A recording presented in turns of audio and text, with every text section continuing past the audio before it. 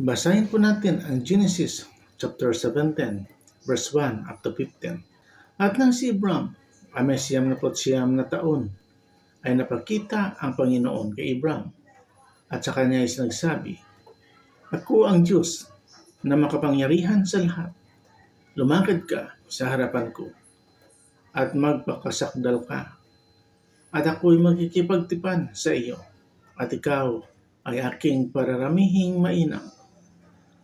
At nagpatira pa si Abram at ang Diyos ay nagkipag-usap sa kanya na sinasabi, Tungkol sa akin, narito ang aking tipan ay sumasa iyo at ikaw ang magiging ama ng maraming bansa at hindi na tatawagin ang pangalan mong Abram, kundi Abraham.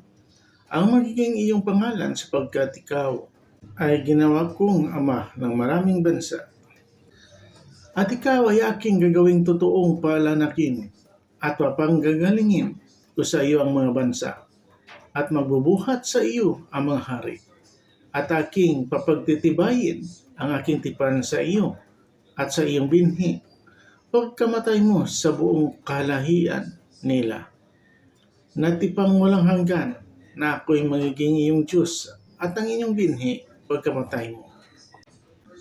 At ibibigay ko sa iyo at sa iyong binhi pagkamatay mo ang lupaing iyong mga pinaglakbayan, ang buong lupain ng Kanaan, na pag-aaring walang hanggan at ako ang magiging Diyos nila.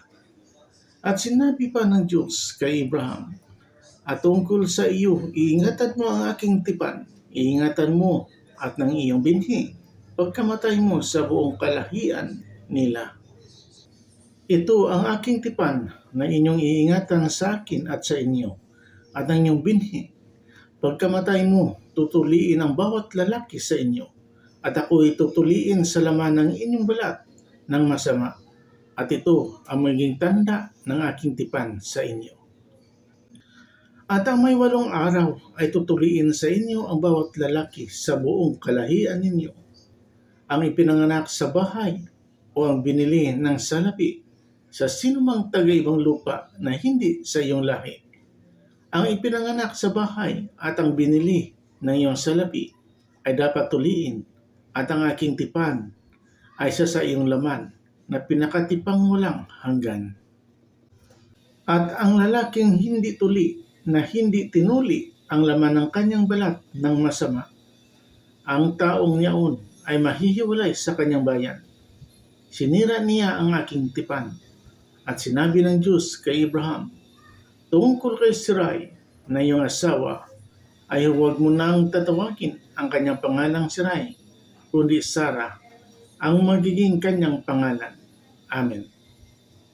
Please subscribe and share. Salamat. God bless.